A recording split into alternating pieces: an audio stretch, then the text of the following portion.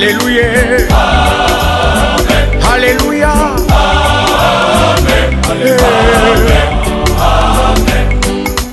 Bisoto yemba Zambe malamwe Zambe malamwe Hey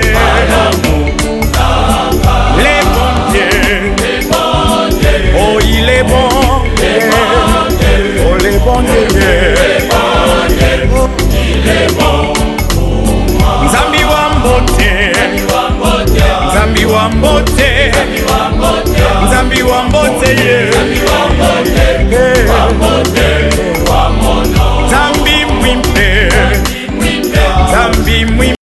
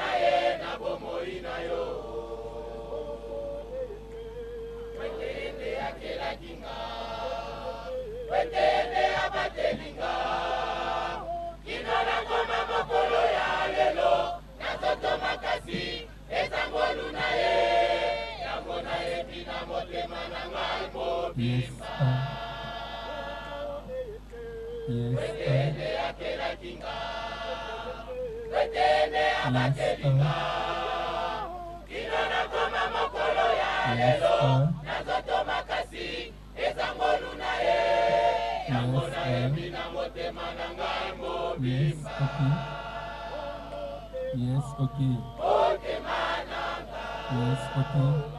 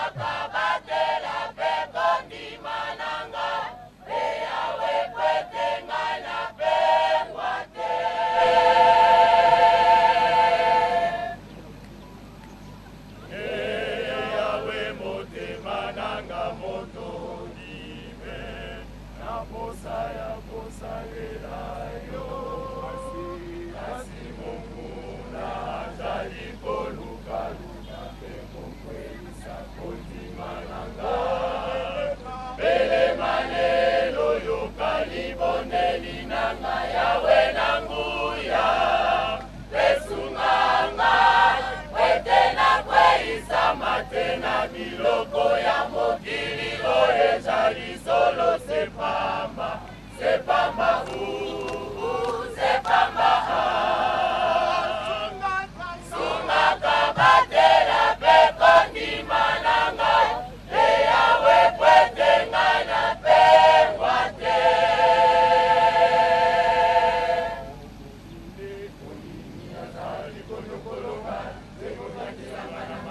kofanisanga katikati na molili pela moko na bango bakufa yawe yoka libondeli pesa lito epai nanga na kolomba na yo zongisa monoko na sembo mpe boyengebene na yo yawe boma elongi na epai na ngai te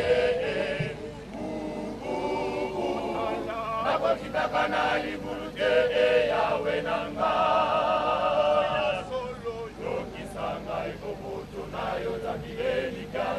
ezali epai na yo talisanga nzela eboki nanga kotambola sembo oyokisanga ekoboto na yo zambi elikananga ezali epai na yo talisanga nzela eboki nanga kotambola sembo yawe yoka libondeli ezali to epai nanga na kolomba na yo zongisa monoko na sembo mpe boyenge pene na yo yawe komba elongi na epai na ngai te nakokitaka na libulu te yawe na ngai zongisa ngai koboto na yo zambi elikananga ezali epai na yo talisanga nzela ekoki nanga kotambola sembo oyokisa ngai koboto na yo zambi elikananga ezali epai na yo talisanga nzela ekoki nanga kotambola sembo yoka solo libondeli nanga yawe na nguya kala pisoli etondi yo miso na ngai utumbo inazali kolela yoka solo libondeli nanga yawe na nguya yoka solo libondeli nanga yawe na nguya kala pisoli etondi yo miso na ngai utumbo inazali kolela yoka solo libondeli nanga yawe na nguya simba omotema nanga batela kontima nanga simba omotema nanga batela kontima nanga simba omotema nanga batela kontima nanga simba omotema nanga batela kontima nanga simba omotema nanga batela kontima nanga yoka solo libondeli nanga yawe na nguya kala pisoli etondi yo miso na ngai utumbo inazali kolela yoka solo libondeli nanga yawe na nguya simba omotema nanga batela kontima nanga simba omotema nanga batela kontima nanga simba omotema nanga batela kontima nanga simba omotema nanga batela kontima nanga simba omotema nanga batela kontima nanga yoka solo libondeli nanga yawe na nguya kala pisoli etondi yo miso na ngai utumbo inazali kolela yoka solo libondeli nanga yawe na nguya umisama na yo petolama na yo sanzolama na yo yo nzambe nanga na masolo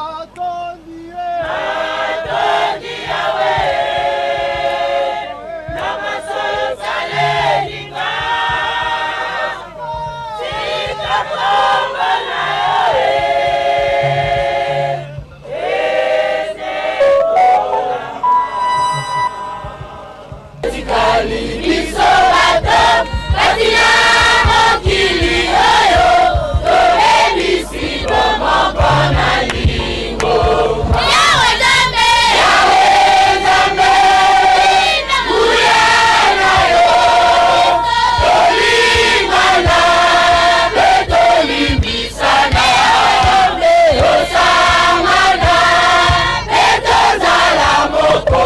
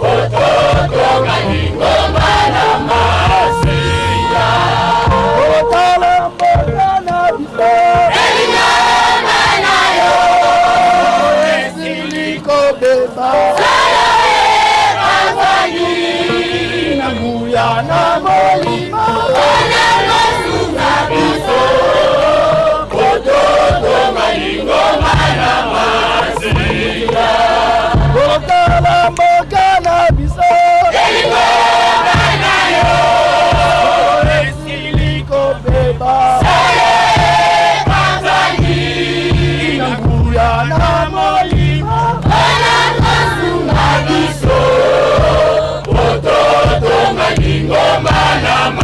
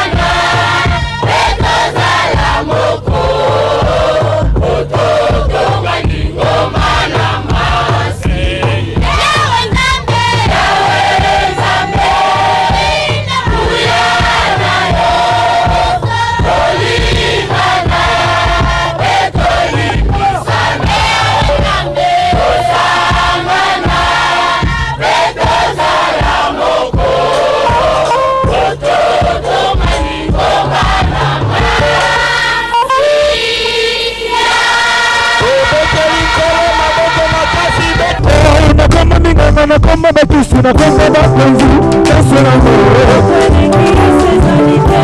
oh nakoma minganga nakoma batusu nakoma bakonzi Yesu nango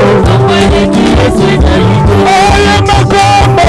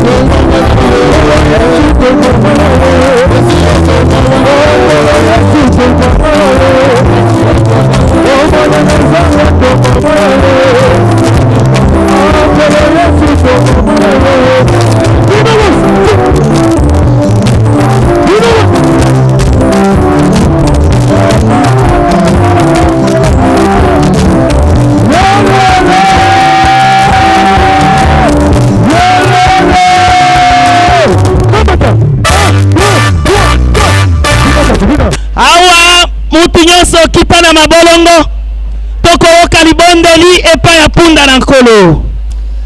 Tata, te précieux merci mingi na tongo na lelo. Nous te disons merci abondamment ce matin. Nzambe lokola yo azalite. Et Dieu comme toi, il n'y en a pas. Nzambe bikamwa lokola yo azalite. Et Dieu te prodige comme toi. Tata na bolingo no monene. Père, dans ton amour grandiose. Yo bateli bana na yo. Tu as gardé tes enfants. Topoti na mbula na sika. Nous entrons dans la nouvelle awa année. toyo kopesa yo matoni. Maintenant nous te donnons action de grâce. Kwete Nzambe lokola yo azalite. Pas un Dieu comme toi. Ozali Nzambe na bolingo. Tu es le Dieu d'amour. Ozali Nzambe na mawa. Ozali Nzambe azali kobatela bana na ye tango nyonso.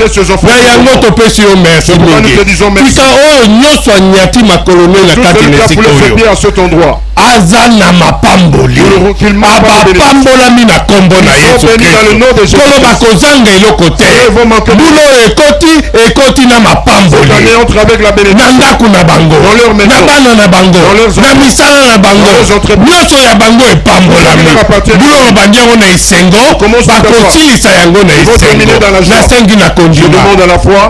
La gloire te soit rendue. Un Dieu comme toi, il n'y en a pas. Je demande à la foi. Au nom de Jésus-Christ. Amen. Amen. Ok.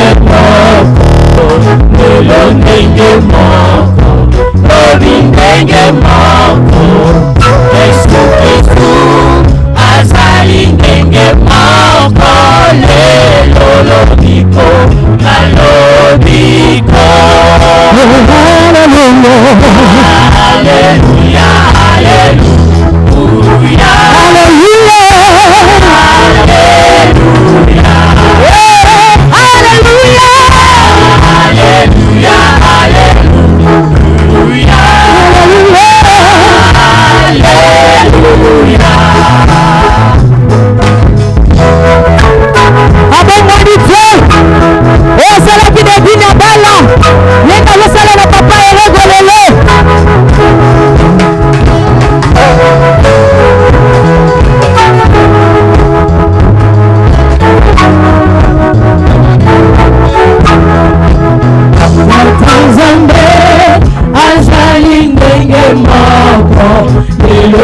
ndenge moko, lobi ndenge moko, Tata Nzambe azali ndenge moko, lelo lobiko na lobiko, Tata Nzambe azali ndenge moko, lelo ndenge moko, lobi ndenge moko, Tata Nzambe azali ndenge moko, lelo lobiko na lobiko.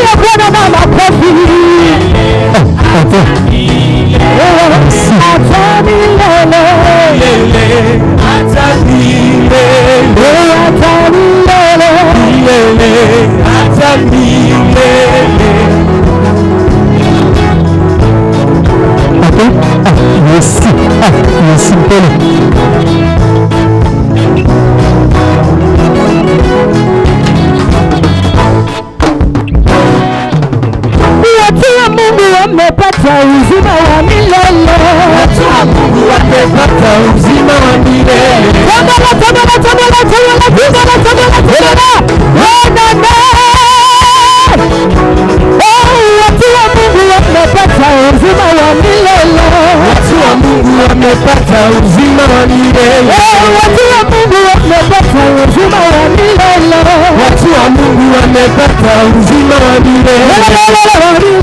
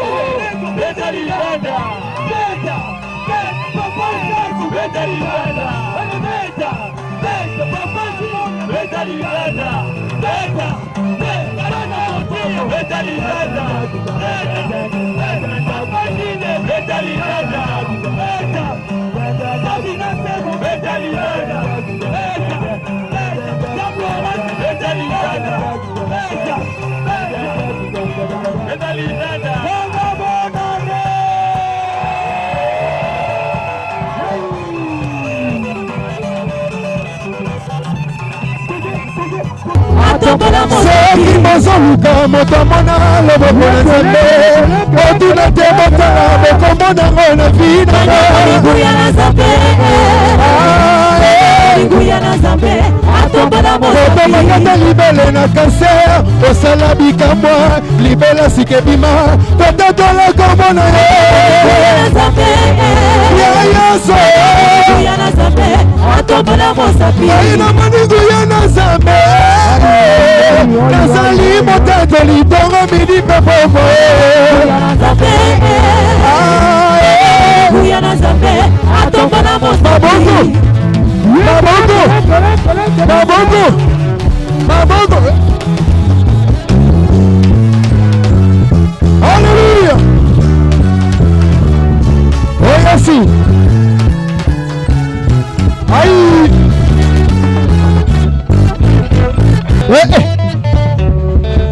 Anyonga bipolo bibelo menjayo Anyonga bipolo yo bibelo menjayo Anyonga bipolo bibelo menjayo Anyonga bipolo yo bibelo menjayo Anyonga bipolo bibelo menjayo Anyonga bipolo yo bibelo menjayo Anyonga bipolo bibelo menjayo Anyonga bipolo bibelo menjayo Oh ya biniti azasispe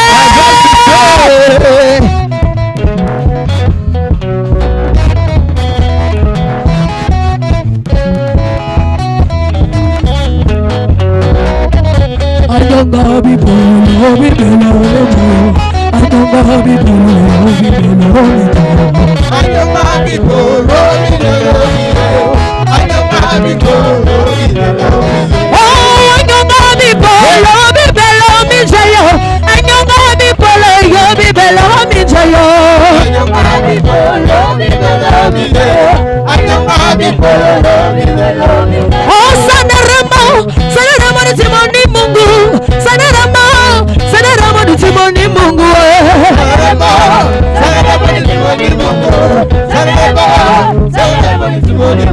Yes sanarama ni timoni Mungu sanarama ni timoni Mungu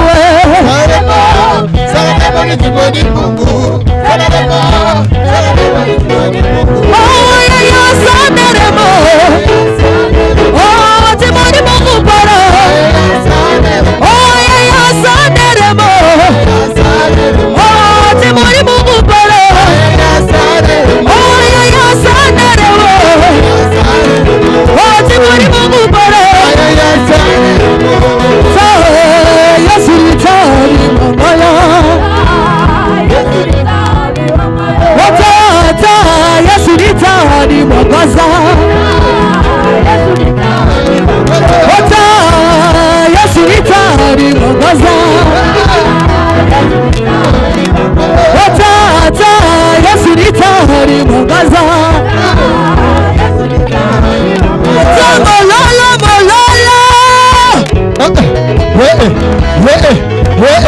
bakisa bololo Yesu azanzabu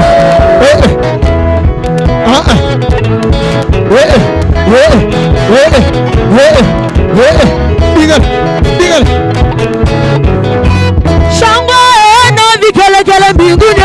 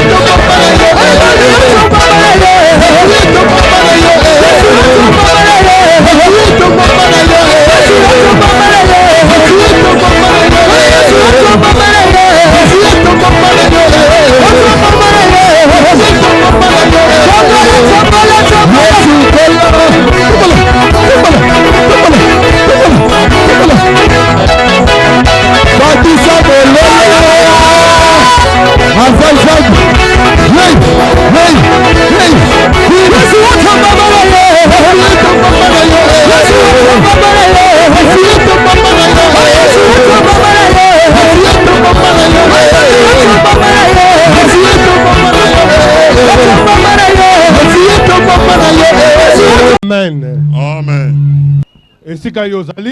Là où vous êtes, maintenant c'est le temps favorable. Élevez seulement une main pour la foi de Jésus. Alléluia. Amen.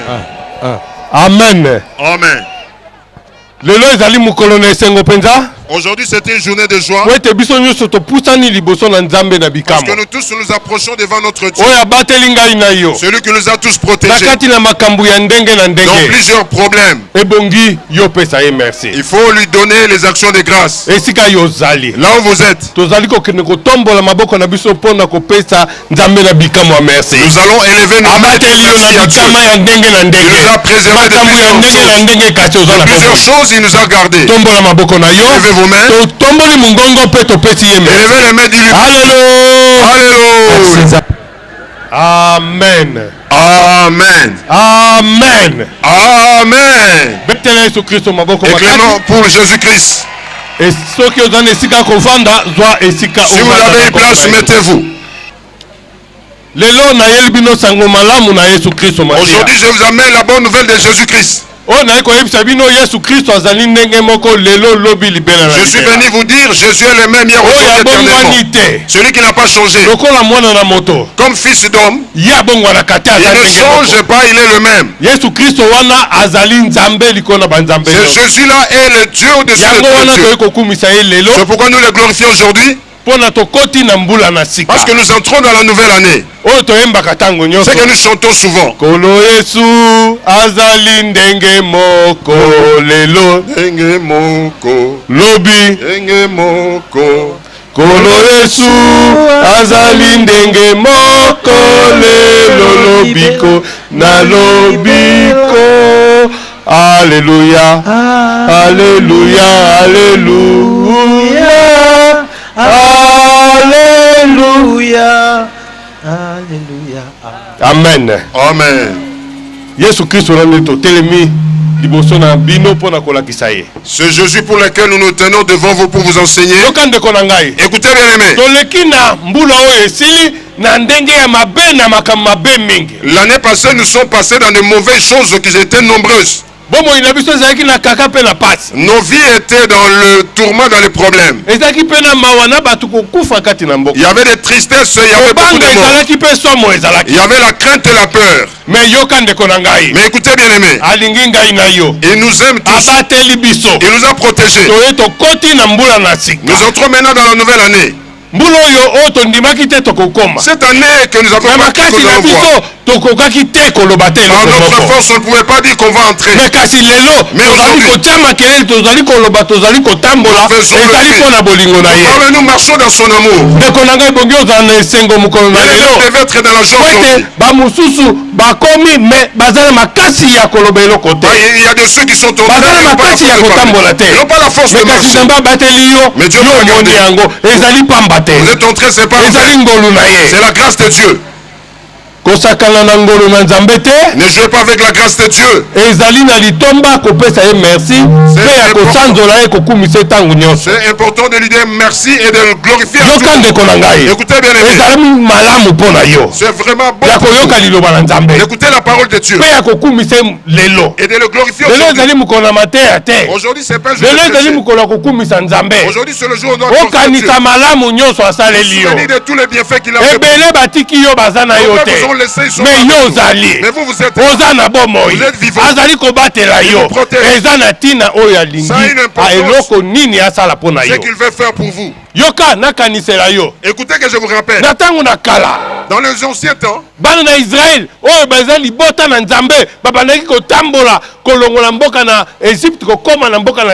les enfants d'Israël attribués de notre Dieu l'Égypte pour l'Israël. Ils marchaient sous l'ombre. Écoutez, enfants des Jésus-Christ. Nous marchons sous la nuée du Saint-Esprit. Ils ont marché avec Dieu la nuée sur eux. Ils ont traversé de l'eau. Ils ont mangé la manne. Ils ont fait des grandes choses. Ils ont vu plusieurs miracles de Dieu. Écoutez, moi je vous dis aujourd'hui, c'est écrit dans l'ancien temps. Et ils ont marché avec le Dieu éternel. Jésus était tranquille. Mais nous, notre jour, nous marchons ensemble avec Jésus. Hier, aujourd'hui, tambola na sena liloba na ye. Poete ya yaki kaka na liloba. Parce qu'il a mis seulement la parole. Bana na Israël balongwaki na Égypte. Les enfants d'Israël ont quitté l'Égypte, ils étaient sous la nuée dans la conduite des dieux. Mais lui un temps ils avaient eu soif. Ils ont bu l'eau venant du rocher. Écoutez bien aimé. Nous les enfants d'Israël ont bu l'eau. C'était Jésus-Christ. Jésus était là. La Bible confirme Jésus-Christ est l'eau vivante. Il est la pierre vivante. Bien aimé, je vais montrer Jésus-Christ. Il est bon. N'oubliez pas ce chose. Vous marchez sous la grâce de Jésus-Christ. Même si vous marchez, moi je vous dis, Dieu est vivant. Si vous croyez, vous allez vivre sa main puissante. Yoka, totangi mukanana 1 Corinthiens 10, 1. Lisons 1 Corinthiens chapitre 10, totangi noki, rapidement, jusqu'à 6. Frères, je ne veux pas que vous ignorez, nos pères ont tous sous la nuée, qu'ils ont tous passé au travers de la mer, qu'ils ont tous été baptisés en Moïse dans la nuée, dans la mer, qu'ils ont tous mangé les aliments spirituels et qu'ils ont tous bu le même breuvage spirituel, car ils buvaient à un rocher spirituel qui les suivait, et ces rochers étaient Christ. Mais la plupart d'entre eux ne furent point agréables à Dieu, puisqu'ils périrent dans le désert. Or, ces choses sont arrivées pour nous servir d'exemple, afin que nous n'ayons pas de mauvais désirs comme ils en ont eu. Mokanda na bakolito ya liboso, mokapo ya zomi nzela ya liboso na nyati. Bandeko, nalingi ete boye baete, bankoko na biso bajalaki yonso na se na lipata, pe yonso balekaki na mai na monana. Yonso pe babatisamaki epai na Mose kati na lipata, pe kati na mai na monana. Pe yonso baliaki bilei na molimo na motindo moko. Pe yonso bamelaki mai na molimo na motindo moko. Jambi bamelaki longwa na libanga na molimo, libilaki bango. Libanga yango ezali Kristo. Nde Nzambe asepelaki na mingi na bango te, po ete bakweisamaki kati na lisobe. Makambo oyo yonso majali elakiseli epai na biso te, tozala na mposa mabe te, pela moko ezalaki bango na mposa. Amen. Amen. Yokande konangai. Écoutez bien aimé. Balobi natangu wana batata na biso batambola ki na sena lipata. Amelaki mai. Ils ont mis de l'eau. Oye bimaki na nzela na molimo. Qui était sorti par le voie de Nanguya na nzambe na bomoy. par la puissance du Dieu vivant. Baliaki biloko utaki likolo. Ils ont mangé la manne venant du ciel. Kasi babanaki ko bosana. Mais ils oubliaient. Babanaki ko bunga nzela. Ils se perdaient. Ebele na bango bakweyaki. Nombreux d'entre eux étaient tombés. Bakufaki na isobe. Yo mwana na nzambe na zali ko yebiso likambo pole ezala ekaniseli epai na yo. Enfant de Dieu, je vous rappelle cela pour Yo que soyez kandeko rappel. nzambe ko sala malamu nyoso. Écoutez Dieu pour Kasi faire soko bien. opengwi na nzela na yete. Perdez sur sa Yo voie. kozala muto yo kokisami. Vous serez un homme Okozala accompli. muto azali na bomoi na seko. Vous serez un homme Lokola qui est Yesu éternel. Kristo azali bomoi. Comme Jésus est la Yo vie. pe kozwa bomoi na Vous aussi, seko. vous aurez la vie Ndeko éternelle. nanga na se na moi makambo eza ebele. Bien aimé, sous le soleil, il y a beaucoup de problèmes. Kobosa na te malamu Yesu Kristo N'oubliez pas le azali yo. bienfait de Dieu sur vous. Pone ezala ndakisa epai na yo. Ce soit un exemple Nde pour tozoli vous. koloba likambo C'est oyo. pourquoi nous disons de ces choses.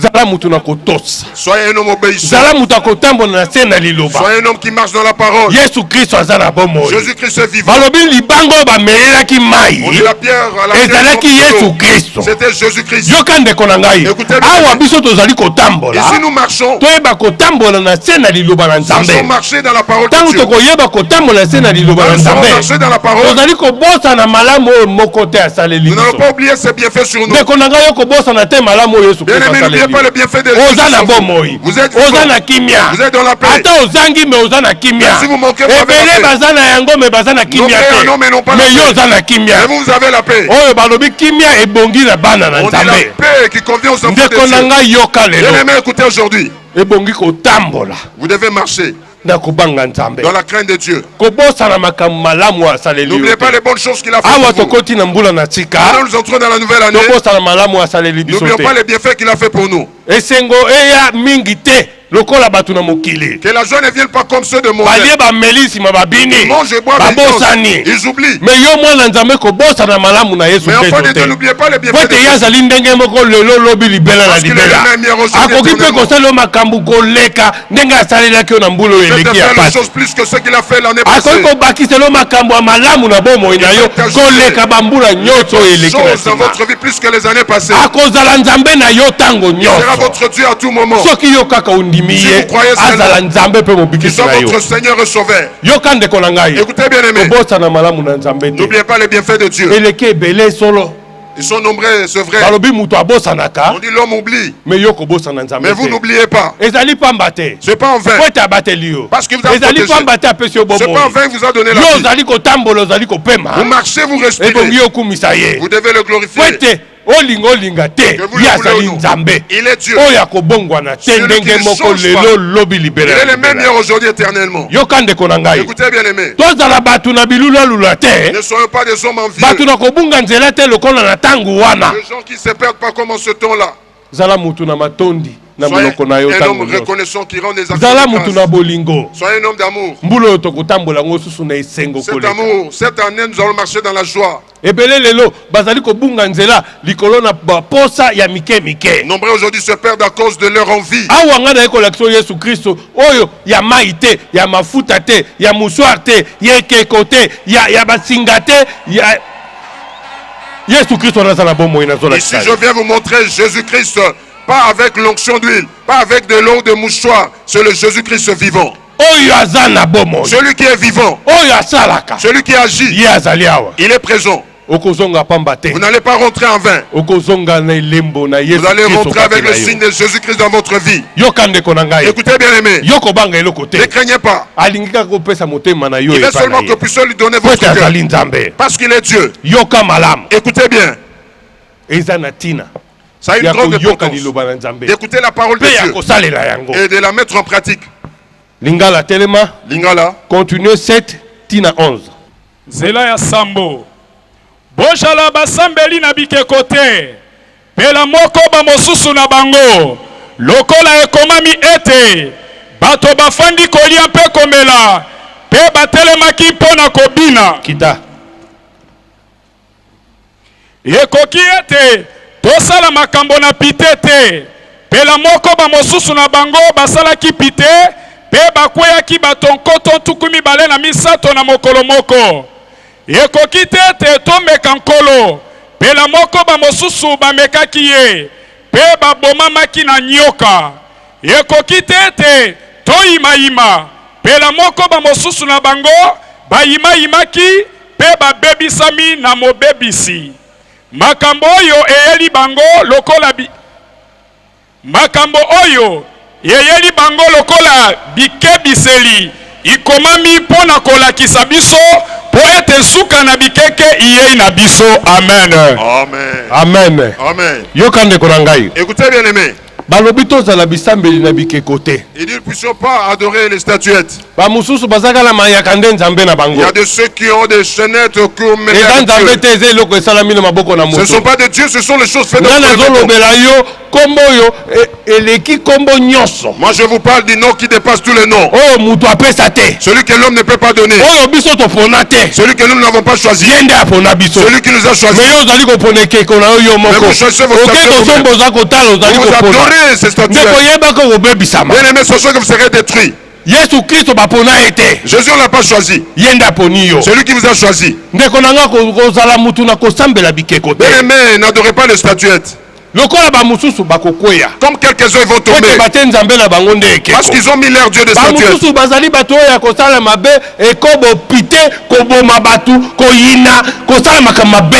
Il y a de ceux qui pratiquent le péché, l'impudicité, l'adultère. Ils tuent, ils font des mal dans leur vie. On dit les gens pareils vont tomber 23 jours. Ne sont pas de ce genre-là. Écoutez la parole de Dieu. Voudrait que vous puissiez espérer en lui qu'il vous fasse du bien. Ne sois pas quelqu'un qui murmure. Et n'éprouvez pas Dieu non plus. Les enfants d'Israël ont éprouvé Dieu. Dieu a envoyé le serpent, ils les ont mordis, ils étaient morts. Vous n'éprouvez pas Dieu dans vos entreprises. Parce qu'il est Dieu. Il est très puissant, il est fort. On ne le prouve pas. Servez-le plutôt, vous serez bénis. Toutes ces choses que je montre, ce sont des exemples pour vous. Que vous puissiez savoir. Ce Dieu, il est le Dieu vivant. Il agit. Il vous aime mais pour que vous puissiez le servir. Qui vous guérisse de vos problèmes. Ici nous vous disons ce chose. Je vous dis comme un enfant intelligent. Un enfant obéissant. Celui qui écoute. Qui discerne ça c'est vrai ou c'est faux. Jésus-Christ est Dieu. C'est vrai. Ici la bénédiction que nous allons donner, c'est la bénédiction du Dieu vivant. Nous avons un seul corps que nous mangeons. Et ce sont les sons de Jésus. Il n'y a pas autre chose. Ce que nous donnons aux gens de manger, c'est le corps de Christ. La parole de Jésus-Christ. Nous n'avons pas autre chose qu'on donne. Nous vous montrons. C'est le sang de Jésus qui est précieux, qui dépasse toutes choses. Que le sang de Jésus couvre tout votre corps. L'ennemi ne vous verra pas. La maladie ne vous verra pas. Qu'est-ce que vous avez? Aujourd'hui, vous recevez le salut dans le nom de Jésus-Christ. Parce qu'il a répandu son sang pour que vous soyez sauvés. Il est la pierre précieuse. Si vous le touchez, vous ne serez pas quelqu'un qui souffre. Vous ne serez plus quelqu'un qui souffre. Cette année, vous allez marcher dans la joie. Vous allez marcher vers le Christ. Vous allez entrer une nouvelle année encore. Et Dieu te fera les bonnes choses. Si vous croyez. Moi je crois. Jésus-Christ est bon. Cette année sera bonne pour nous. Amen. Amen. Ce Jésus n'a pas changé. Écoutez bien aimé. Il était la pierre que les hommes avaient rejetée.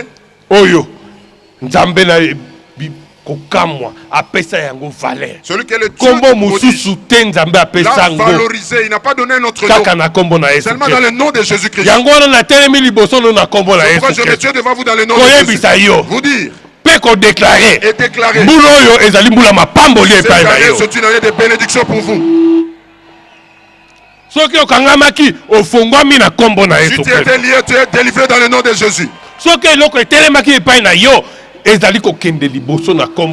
chose te bloque, ça part maintenant dans le nom de Jésus. Parce qu'il est Dieu. Il vous aime. Et il va vous faire du bien. Aujourd'hui, vous allez vivre sa bouche. Si vous êtes malade, si vous croyez en lui, il va vous guérir maintenant. Il aime que l'homme puisse témoigner son nom. Amen. Amen. C'est bon. Je rentre à un verset. Je ne les laisse jamais. Parce que ça contient de bonnes choses. Marc 16:15. Marc 16:15. Écoutez, bien aimé. Lingala, venez réciter. Sango malamu na malako. Mokapo ya zomi na motoba nzela ya zomi na mitano. Alobi na bango ete. Bokenda mokili mobimba kosakola sango malamu na bato yonso. Moto nani akondima. Pe akobatisama akobika. Kasi yeyo akoboya kondima. Akokweya. Bilembo ikojala na bango bakondima. Bakobimisa milimo mabe na kombo na ngai. Amen. Bakoloba na minoko na sika. Bakolokota banyoka. Soko bakomele eloko na kufa. Ikoyokisa bango pasi te. Bakotia maboko likolo na babeli. Pe bakobika. Amen. Amen. Amen. Amen. Écoutez la parole de Dieu. Maintenant nous allons la mettre en pratique. Nous allons la mettre en pratique. Écoutez, tout celui qui a cru en Jésus comme Seigneur et Sauveur, il est guéri, il est sauvé. Écoutez les choses qui vont le suivre. Il va chasser le mauvais esprit. Écoutez bien, le mauvais esprit, moi et vous. Celui qui nous a donné la souffrance l'année passée qui vient plus cette année. Qui croit en cela? C'est sa parole. Il dit vous allez chasser le mauvais esprit. Vous allez chasser ce mauvais esprit. Quand vous avez crié en Jésus, vous avez ce signe en vous. Premièrement, vous allez chasser le mauvais esprit. Et ici aujourd'hui, vous allez parler en nouvelle langue. Parce que nous avons crié en Jésus-Christ. Le poison ou le serpent, ça ne nous fera absolument rien. Si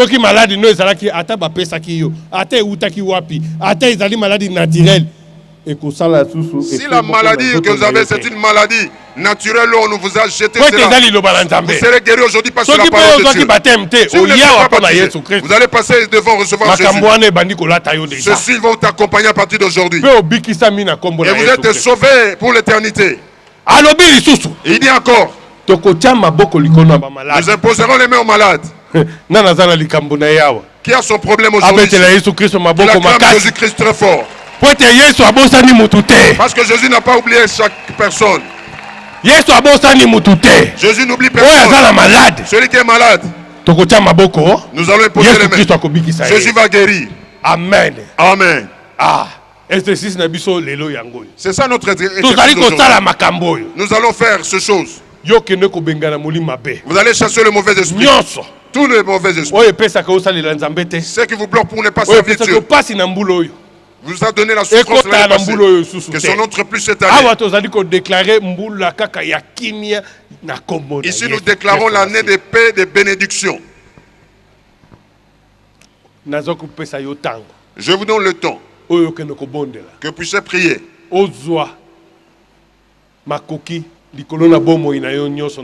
vous puissiez prendre le pouvoir sur toute votre vie aujourd'hui. Qui n'est pas un autre nom. Aucune autre puissance, seulement la puissance de Jésus-Christ. Seulement les malades ils vont rester assis. Nous tous là-bas, levez-vous. Le soleil ne va pas vous tuer. Nous allons prier tous. Cette année, nous recommandons entre les mains de Dieu. La puissance du mauvais esprit n'a plus le pouvoir sur nous. Quel que soit le poison, quel que soit le Jésus-Christ ne fera rien. Que Jésus prenne les places dans nos cœurs. Vous êtes votre problème, le temps vous est donné maintenant. Parce que Jésus est présent. Le sauveur de sauveurs. Il a le pouvoir. Il a le pouvoir de vous faire le bien. Il voudrait seulement que vous puissiez confesser vos péchés. Confessez vos péchés. Dis-les auprès de lui. Il va vous faire du bien. Il va vous pardonner. Il va vous sauver. Vous allez rentrer à la maison guéri. Confessez vos péchés maintenant. Vous là-bas chassez le mauvais esprit. Chassez ceux qui vous dérangent dans le nom de Jésus. Élevez vos mains. Nous allons écouter votre voix maintenant. Alléluia. Molinga mitala na kati na motema na yo sikoyo eloko nini ekangaki yo mbula mobimba ozwaki mikakatano pe mikumba na boesenga bolimbisi lela epai na kolo alimbisa yo apetola yo lelo ezali mokolo malamu mpona ntina na yo mayangani ya liboso ya suka na sanza okokutana na loboko na nguya na nzambe bondela fongola motema na yo mpe bondela yambola mabunga nyonso osalaki liboso na ye akolimbisa yo mpe akopetola yo.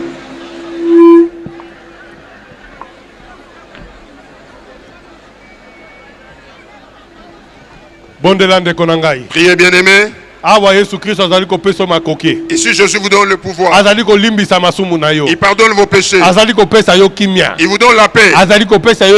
Il vous donne la joie. Maintenant, si vous confessez vos péchés, vous acceptez qu'il soit votre Seigneur et Sauveur. Il va vous faire les bonnes choses. Il va vous faire les bonnes choses. Il écoute vos pleurs maintenant. Faites ce diable qui dérange. Il est bien aimé dans votre voix. Celui qui est à côté de vous ne fera rien pour vous. C'est Jésus qui fera les bonnes choses pour vous.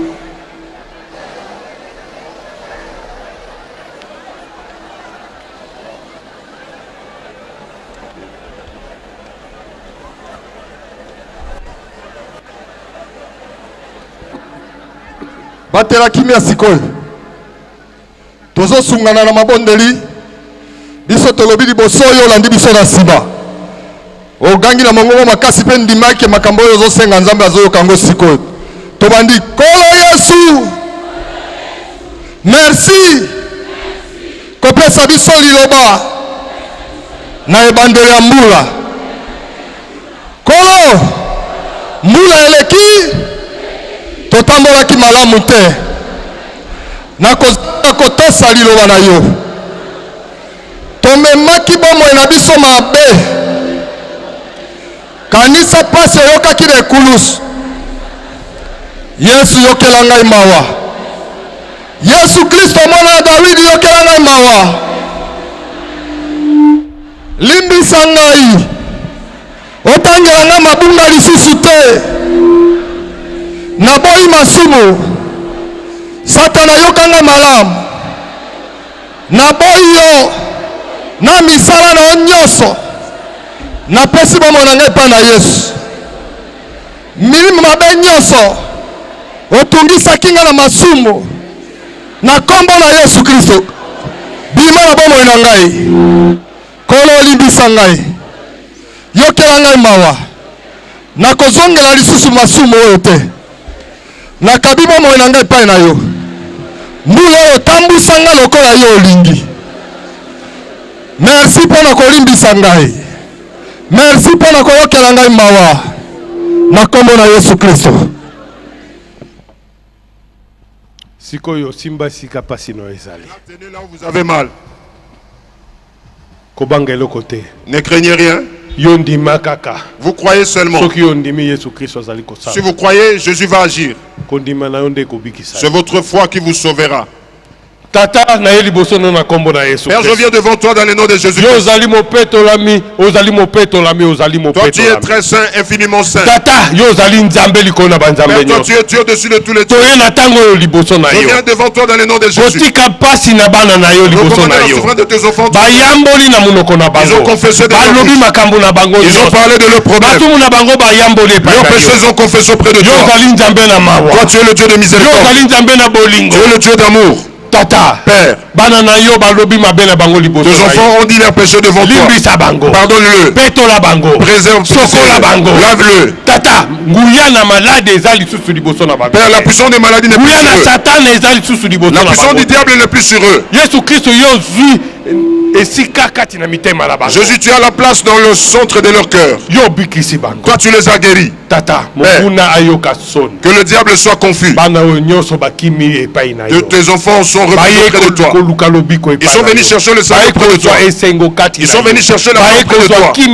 Ils sont venus chercher la paix dans leur vie auprès de toi. Merci kobikisa. Merci d'avoir guéri. Tout celui qui était malade.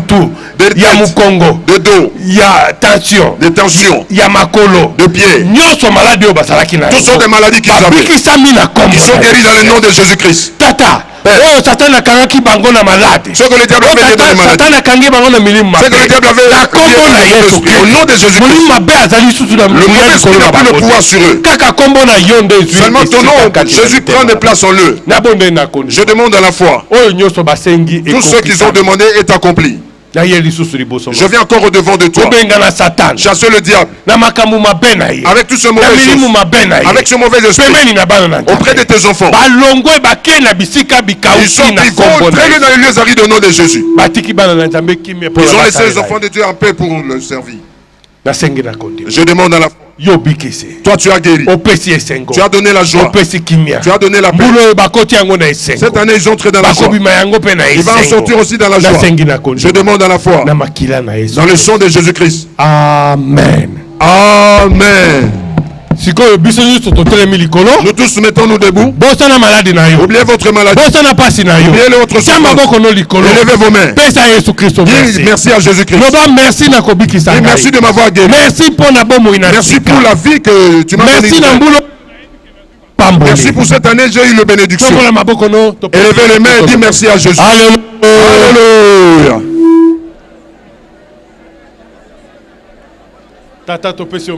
Père, nous te disons merci d'avoir guéri, d'avoir fait les bonnes choses. Père, toi tu es Dieu. Toi tu es Dieu. Merci beaucoup d'avoir guéri. Merci d'avoir fait les bonnes choses. Au nom de Jésus-Christ. Amen.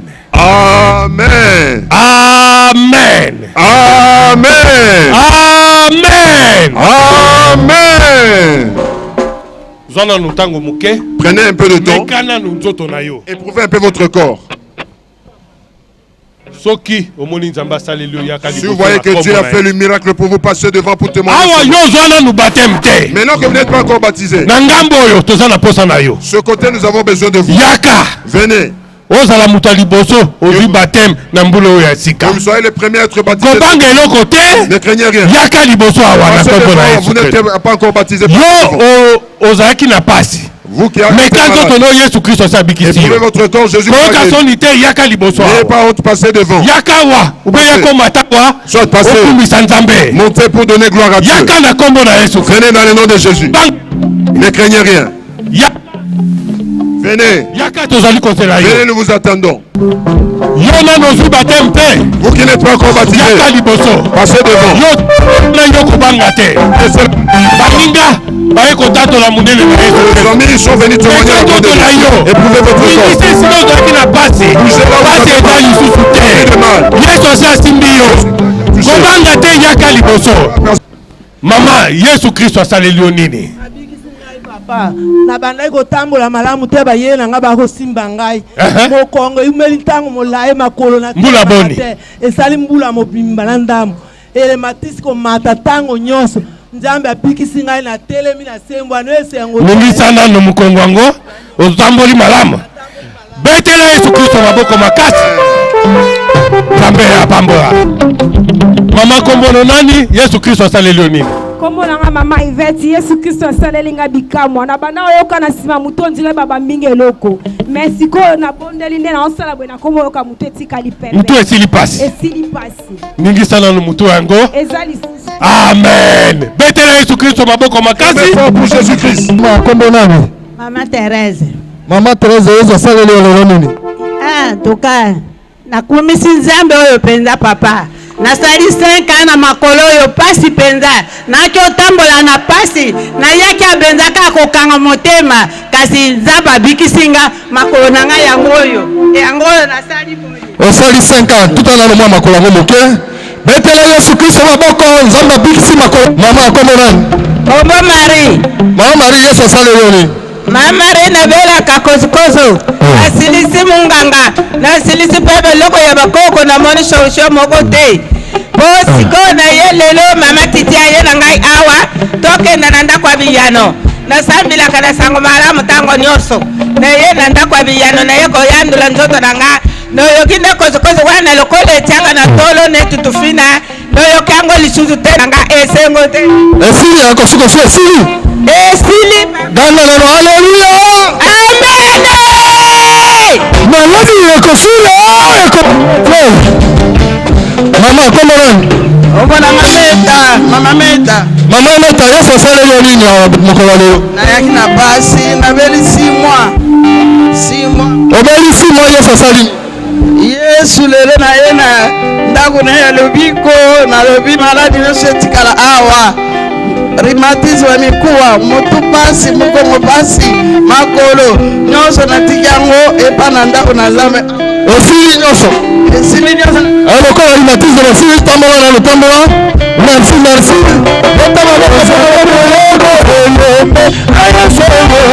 mama akombo nani kombo nanga mama Pasteur Christine mama Yesu asaleli nini nazalaki na pasi makasi mpona kotanga miso na ngai ebandaki kotina kaka na simba linete mais depuis papa abondeli natangi malamu nzambe abikisinga omonanga frère Léon Yesu asaleli nini papa nazalaki koyoka pasi koto nyonso ya motema nalibondeli ya papa nayoki sikoyo bete Yesu maboko abikisi ndeko na pasi ya motema ai kombo nanga Baudouin papa Yesu asaleli nini na tonga lelo bon loboko na ngai oyo Satana atiaki makambo mabe na loboko oyo okufa a partir ya minute na losambo mosali na nzambe loboko yango ekomi kosala betela Yesu maboko abikisi loboko ya papa na biso mama kombo nani ai papa nga na yo kopesa nzambe oyo merci mpona mbula oyo elekaki bapasi minioko mikakatano me napesi nzambe merci aye kokomisa ngai na 2021 oyo lelo le 3 na niati kati na esika oyo yango na napesi nzambe merci esengo te esengo betela Yesu maboko mama kombo na yo nani kombo na ngai mama Kato nzambe ya motambusa asaleli nini na tongo nzambe asaleli ngai miso banda 2017 miso eza kaka fru nazotanga te nazokoma nete lelo banda papa abondeli na moni ndenge nayaki miso nazomona bien ndenge na tobeteli Yesu Kristo maboko mama miso na ye moni malamu ayaki na fru ya motambusi afongoli ya miso kolela nga nabi koyanga na wana kokende te kotelema te mabolo mokongo pasi tokomika na 4 du matin nayoki bien Yesu alobi kozanga te kende na tere alleluya na yawa naza kokukata kobina makasi te mele tobondeli nzambe nayoki kimia ezali naboyi kotatula molimo santo alobi kokende te kende kotatula mpo ekende libela alleluya